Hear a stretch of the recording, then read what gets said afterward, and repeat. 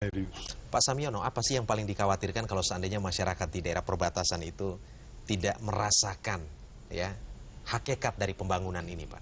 Ya, betul sekali.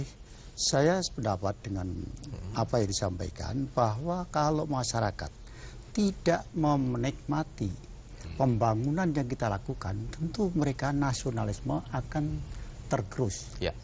Erosi nasionalismenya. Karena apa?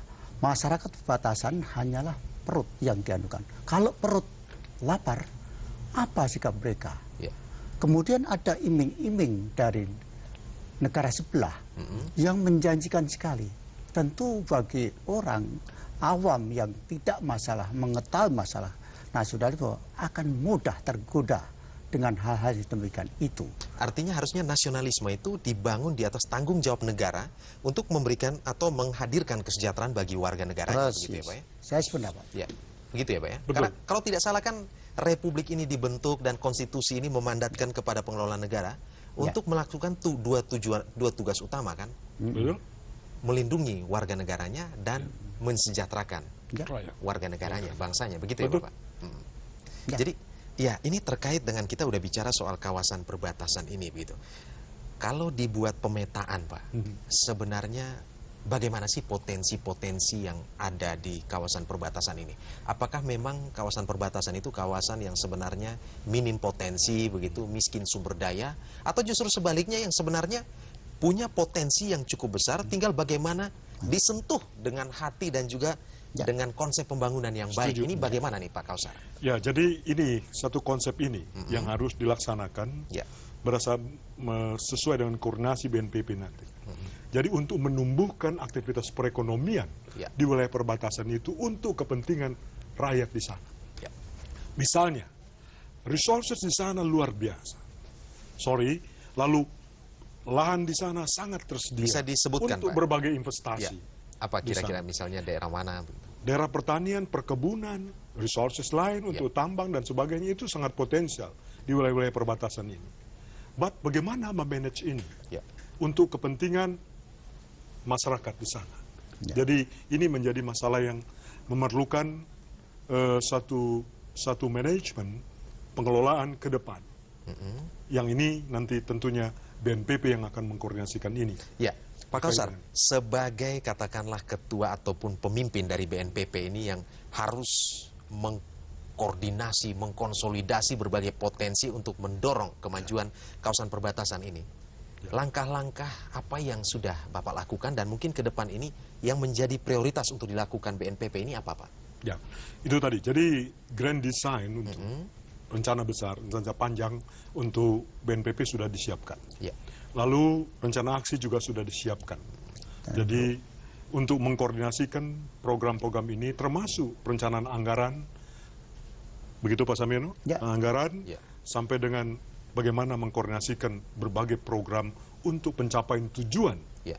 yaitu yang kita bicarakan tadi, bagaimana mensejahterakan masyarakat di sana. Ya. Dan tidak mungkin ini hanya pemerintah saja, tapi pihak ketiga, private company, ini mungkin harus dihadirkan bersama-sama. Artinya 3 entitas ataupun sektor penting seperti sektor swasta, juga masyarakat, Ya. dan juga pemerintah ini harus bisa bersinergi ya begitu. Harus Betul. bersinergi. Bekerja sama dan juga Ya. untuk mendorong proses pembangunan di sana, Pak Samiono. Betul. Jadi begini Pak, bahwa pembangunan yang ada di perbatasan ini sebenarnya pada saat yang lalu tidak terarah, tidak terencana secara signifikan. Sehingga masing-masing kementerian itu memiliki visi tersendiri. Tetapi dengan adanya lahirnya BNPB ini, maka perencanaan yang terpadu akan tercapai.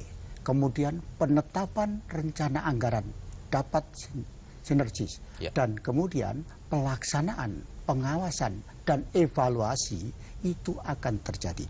Sehingga sistem manajemen yang ada dari mulai perencanaan sampai dengan pengawasan itu sendiri dapat terlaksana dengan terpadu, sinergis, dan terkoordinasi. Ya, Pak Kausar, ini dalam target jangka pendek, kemajuan yang signifikan seperti apa sih yang ingin dicapai oleh BNPB ini? Sehingga kemudian ada tolak ukur untuk menghitung pencapaiannya begitu.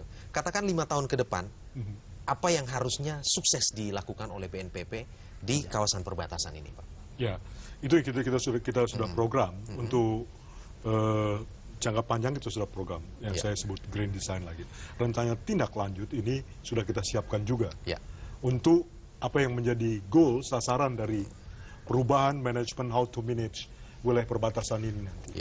Terkait dengan bagaimana mensejahterakan rakyat di daerah itu, dan ini menyangkut juga apa yang disampaikan tadi, menyangkut rasa kebangsaan yang harus kuat di wilayah perbatasan. Harga diri, harkat dan martabat Harga diri bangsa ini harus terjaga di sana. Ketahanan nasional harus terjaga. Dan wawasan kebangsaan harus terbangun. Jangan sampai mereka berorientasi ke negara luar itu. Dan kita harus waspadai benar. Karena apa? Karena berbagai kegiatan pembangunan, perekonomian di wilayah-wilayah perbatasan itu harus cepat dibangun. Jangan sampai negara lain yang mencoba membangun perkebunan, pertanian dan sebagainya, dan rakyat kita, masyarakat kita yang kesana. Betul. Ya, Pak Sam